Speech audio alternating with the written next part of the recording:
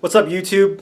Welcome back to another episode of Shop Talk, brought to you by me, inspired by Chad Wright, and inspired by some internet doofuses who don't know how to use this tool.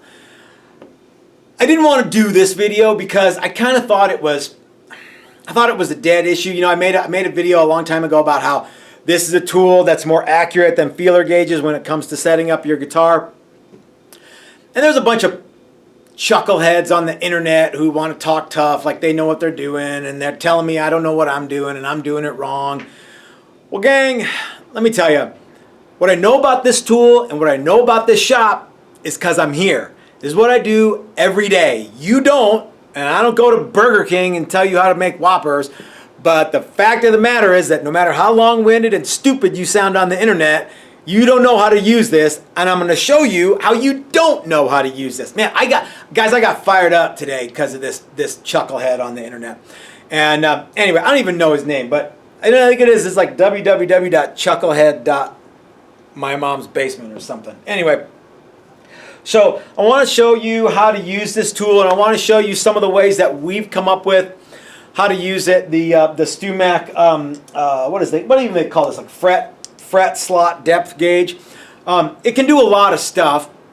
It's just a measuring tool. It's not magic, okay? And you can use it all over the neck. You don't just have to use it as it is, as they say to in the manual. And you know, I've been using these tools since before they were digital, when they were dial indicators. And in fact, our good buddy Gary Redbird started using it in a new way, and we're like, wow, that works. And I'm going to show you that it does work. But he started using it this way.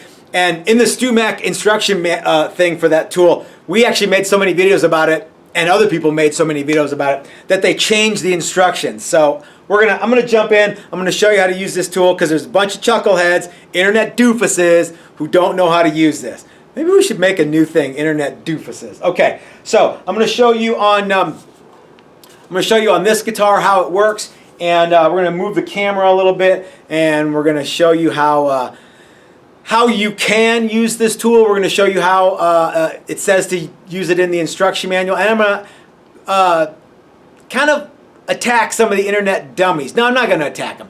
I'm going to kind of school the internet doofuses and let them know that what they say on the internet ain't exactly right.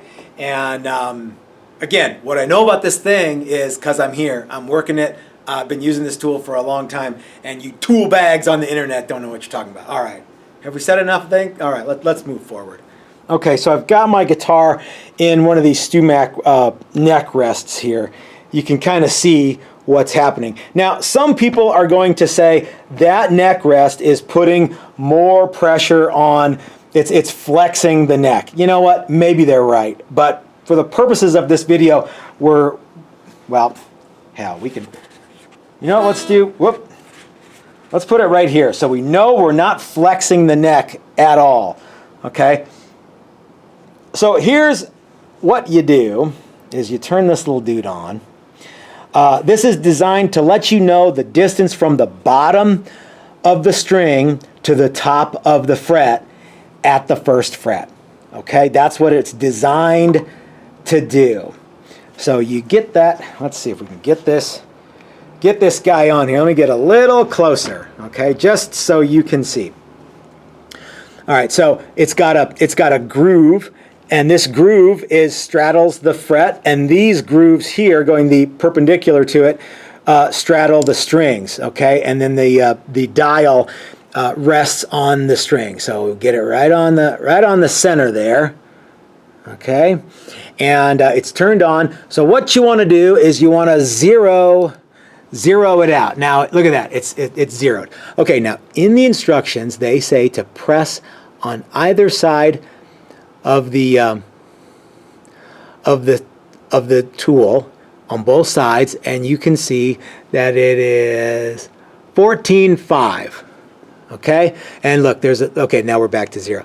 Now what we have been doing for a long time, because it just makes life easier, is we hold the tool in one hand, we zero it out, and we press down on the middle, and look at that. It's exactly the same, 14.5.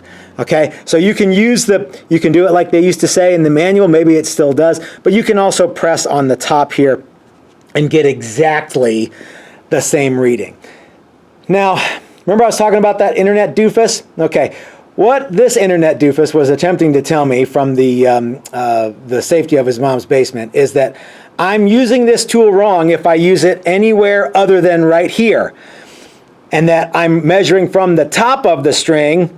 And how can I get an accurate reading if I'm measuring from the top of the string to the top of the fret? Well, guys, it doesn't measure like that. It measures distance. And if the distance that we measure using the exact way that StewMac says to do it, 14 thousandths, okay, at the first fret, that would mean that my string thickness, my low E, is less than 14 thousandths. This just doesn't make any sense. All you're measuring, the distance that you're measuring, is, like I said, from the bottom of the string, doesn't matter which string it is, to the top of the fret, okay? And you can go all the way across, and you can even go all the way down. I'm going to show you what I'm talking about. So in my other video, let me move this out of the way here. In my other video, I said that you can take a measurement at other fret positions, and that if you do take a measurement at other fret positions, you can match one guitar to another. So let's say you wanted this guitar to match your favorite guitar. Now, before some internet doofus says, what if you have a different scale length? What if you have different string tension? What if you have different blah, blah, blah? Guys, we're just getting close here, okay? You're looking for problems that don't exist. So my assertion was then and is now that if you wanted to match a guitar that had, say, let's say you wanted it to match this one, and this one is 61.5 thousandths at the 12th fret. Okay, from the bottom of the string to the top of the fret, which we've already established is how this tool works, no matter how many dingbats on the internet say it's not, okay? So whatever it's reading there, what we want to do is, it's hard to work the camera and work this tool at the same time. What we want to do is we want to match the tool, we want to match the distance on this guitar to another guitar that's in our guitarsenal and make a match because we love this one so much or whatever. Okay. Now some people like jumped to accuse me of saying that won't work because if you do that, then how do you know you're not pressing down on the fret with the tool? And they sounded just like that too. Okay. So let's get this guy going here. So you know what? I have a couple of these. So let's just see, come on now. So let's turn them both on, okay? And let's zero them both out. Let's see if we can get them both to zero. Okay, they're both zeroed, as you can see. Now, if the pressure of one of these tools is so dramatic that you get a wildly inaccurate reading with it, we will be able to tell when we remove one of them, right? Okay, so we're both zeroed out. Let's see okay, they both say 0 now. Let's pull this guy. And now we're reading 1 thousandth. Okay, so we're not, whether it's 1 or 3 thousandths, it's not that critical. Because what we're doing is we're trying to match the measurement of one guitar to the measurement of another guitar.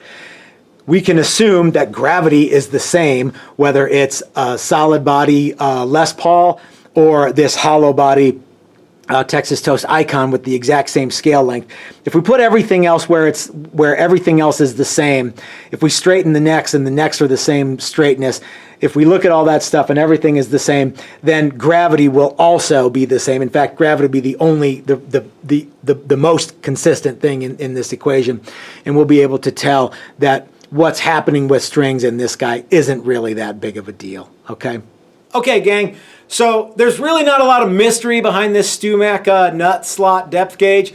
You can, the best place to use it is at the nut slot, okay? You won't get any argument from me. But you can use it in other places too, as long as you are aware of the limitations.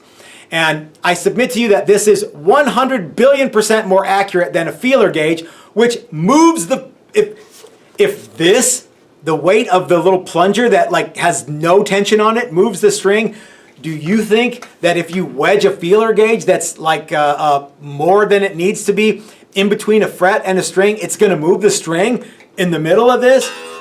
Duh. So yeah, there's a bunch of internet doofuses out there. Don't listen to them. Don't go to forums and talk about, you know, shit that you don't know about, okay? Because you just sound like a dumbass. All right. So guys, this is Matt at Texas Toast reminding you, if you're so smart, start your own YouTube channel. If you want to just go and talk smack on my YouTube channel and you don't have any videos, you're an even bigger doofus than I think you are. And I think you're a huge doofus already. So anyway, gang, thanks for watching.